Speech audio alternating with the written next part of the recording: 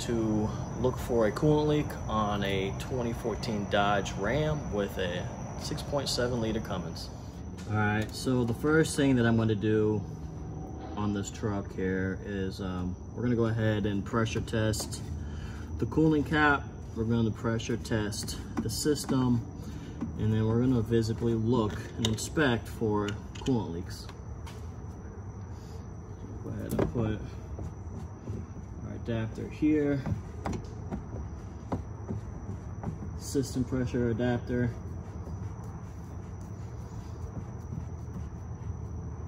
and our coolant cap pressure adapter, and then we've got our coolant pressure tester here.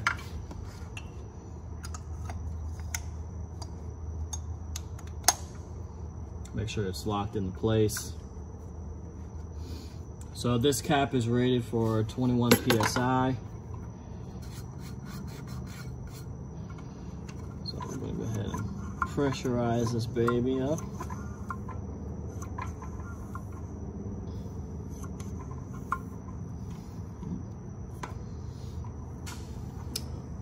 This isn't the good pressure tester.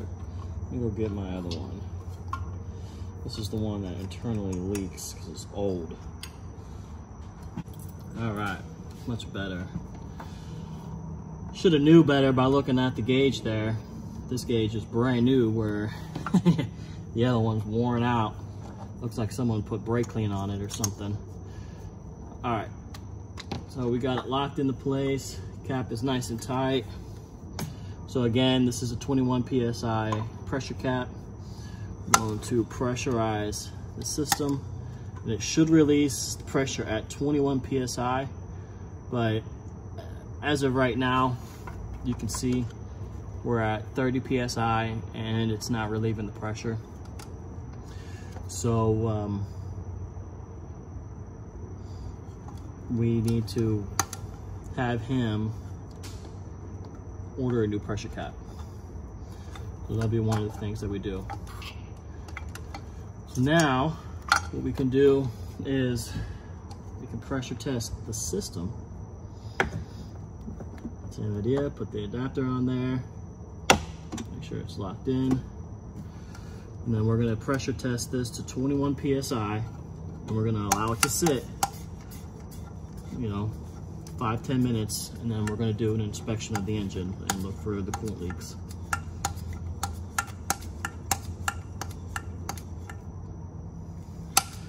$17, $19, at 20 PSI, at 21.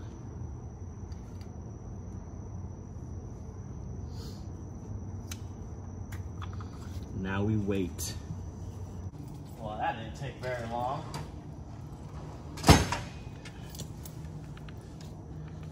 It was literally only 5 seconds. So the nice thing is that, maybe not for him exactly, but the nice thing is that it's coming from the left side of the engine. It's not coming from where I would expect the water pump to be leaking at. All right, so I'll let you guys see what I'm seeing. Right here at this plastic Y fitting, coolant fitting, you can see that it's just,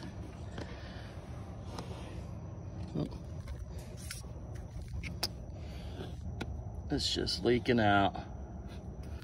It's just pouring out.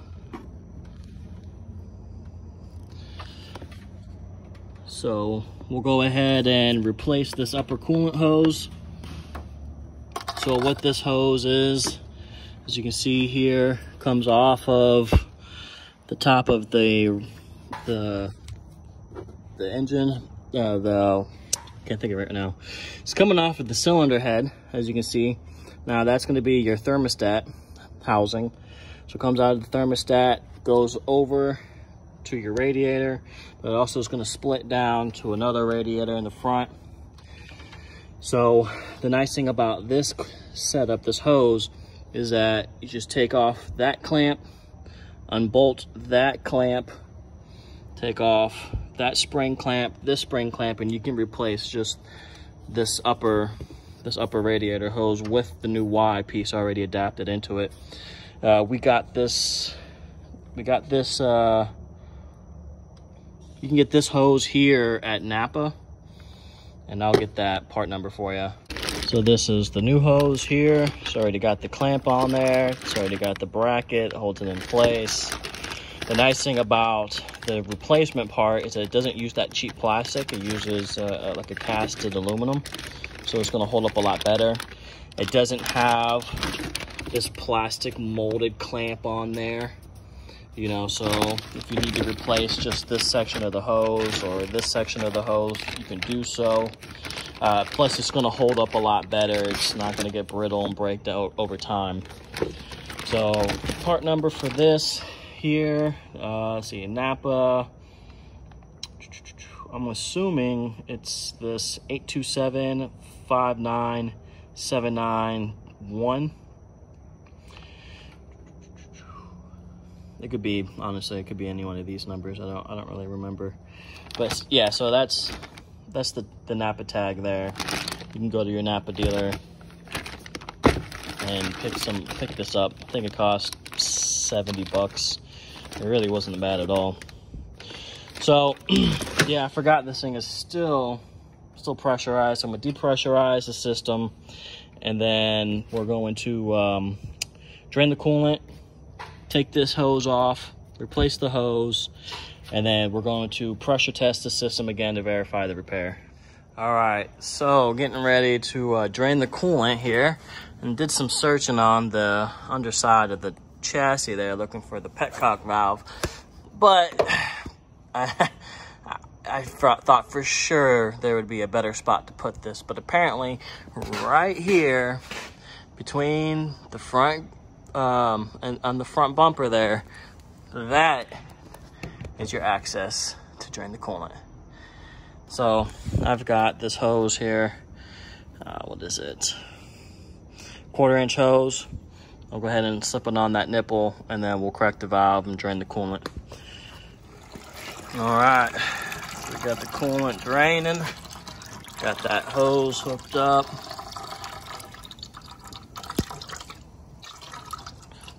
Backed off the petcock valve there just to get enough fluid to come out. And then also utilizing the pressure tool to put some pressure in the system to help push it out. So, getting her done.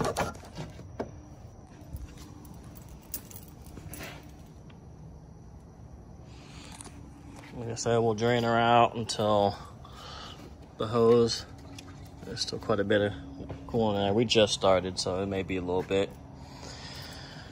So we'll drain it down, and then we'll replace that hose. All right. So we got the coolant drained out. We don't need to drain all the coolant because we only need enough drain to empties out this upper coolant hose. So we'll use our clamp pliers. These things are a fucking lifesaver. So if you don't have one, either the cable style like I've got here, or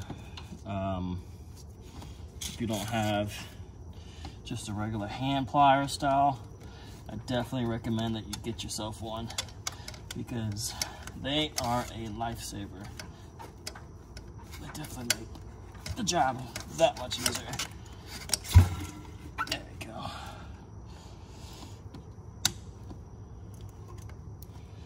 Got that one off.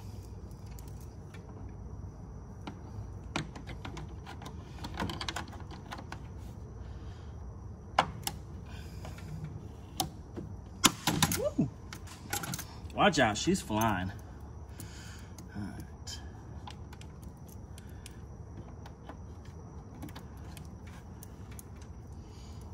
So make sure you got the mouth all the way open. Slide it in. I think this damn power steering reservoir is gonna be in my way. Situations like this, I wish that I would have bought the angled ones. They got a 90-degree angle hose clamp pliers. It'll allow you to get in there at an angle instead of right on top. There you go. That'll do the job. That's fine. There we go. And there's going to be a little bit of coolant spillage. Not a big deal. Part of the job is cleaning up after yourself, so after we're done repairing it, verifying the repair, we'll go ahead and steam clean the engine for them.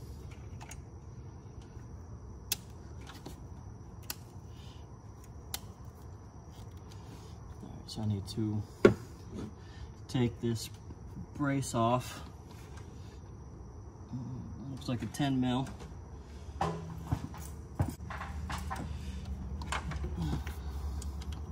Yep, 10 millimeter bolt.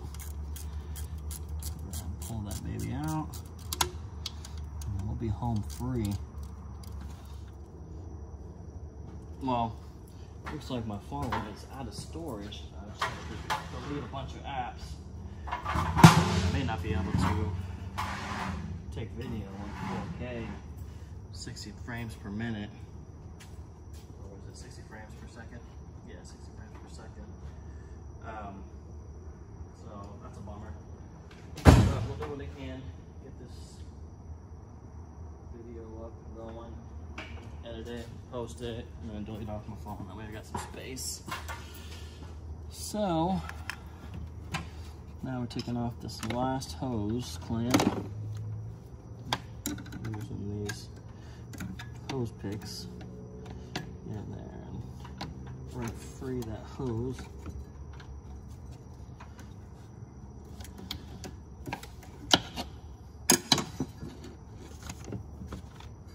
Move that clamp back out of your way. Don't keep it there, otherwise you're gonna be like me. All right, so we got everything cleaned up. Cleaned the surface of the radiator inlet. Cleaned the surface of the thermostat housing outlet. Cleaned this hose here. Now we're gonna go ahead and install this hose back in place.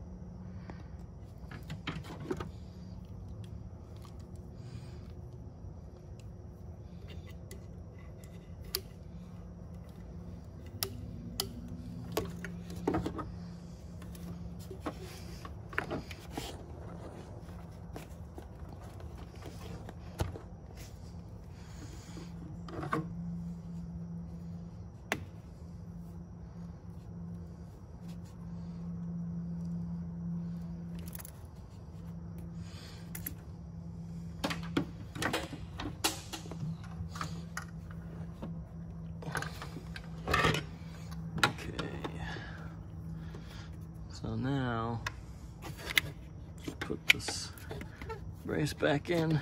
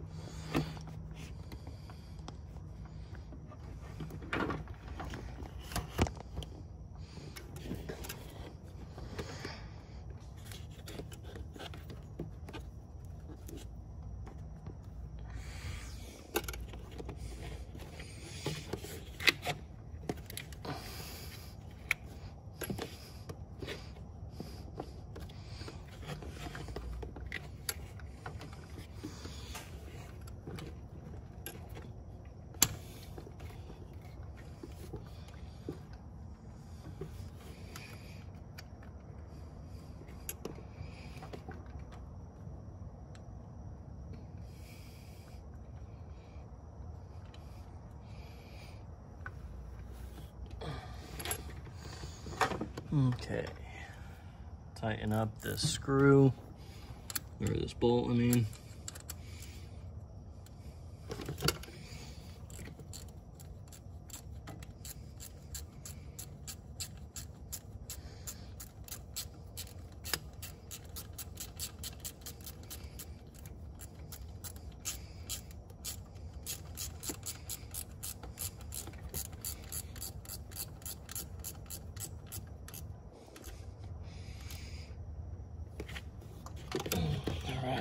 That's held in place good. Everything's loose, everything's tight. Now we can go ahead and, excuse me, we can refill the cooling system. All right. So we're gonna put a vacuum on the system. This way we can fill it from the de-aeration tank. You can also check for leaks at the same time. If you had an EGR cooler, this would be the best practice to be able to fill up the coolant with the EGR cooler. But since he doesn't have an EGR cooler, it's really not that big of a deal.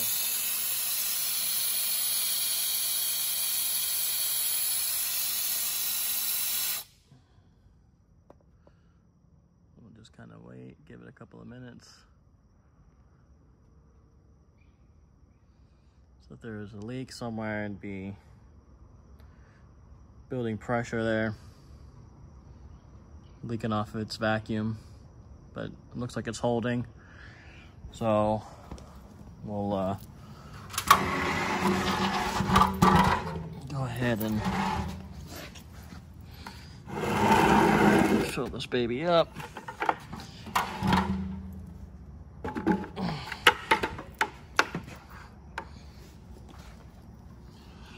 So just open up this valve, and then it sucks it in back into the tank. All right, so we went ahead and repressurized the system. Got the cap on, or the pressure tester adapter on there. So now we're just checking for leaks at our hose points. So the leaks were coming from right here. So with no leaks coming from this area, so we're good. So what we'll do is just kind of look underneath to see if we have any other leaks. Don't see anything dripping. We'll go ahead and let it sit for a couple minutes. And again, just to make sure that nothing else is leaking, give everything that, you know, it's possible leak point to show its face. So then once we're done with this, take it to the wash bay and get it cleaned up. Get all that coolant washed off. You can see there's quite a bit there on the bulkhead there and the cowl. On the engine, there's quite a bit on the intake, and then the injection pump. So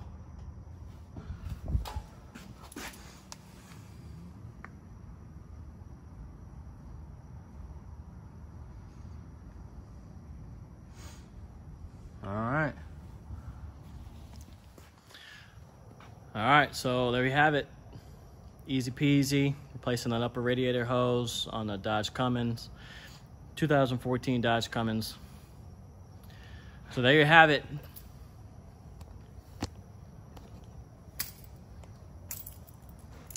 All right, so there you have it. Replacing the upper radiator hose on a 2014 Dodge with a 6.7 liter Cummins in it. Make sure that you verify the leak. Make sure you verify after the repairs. Make sure that you run the engine, get it hot, and then shut the truck off and double check to make sure that the coolant level is where it needs to be. You know, while you're there, also just do a general inspection of the engine to make sure that there is anything else going on. So one other thing, on the bracket there that holds the upper radiator hose, there's this hole here. That's where the bolt goes through, but this hole here, there's a notch on the bracket on the engine where that notch fits into this upper location, and then that aligns everything up so that way you can put the bolt in there. So just be aware of that. If you have any questions or comments, go ahead and put it down at the bottom. Till next time, guys.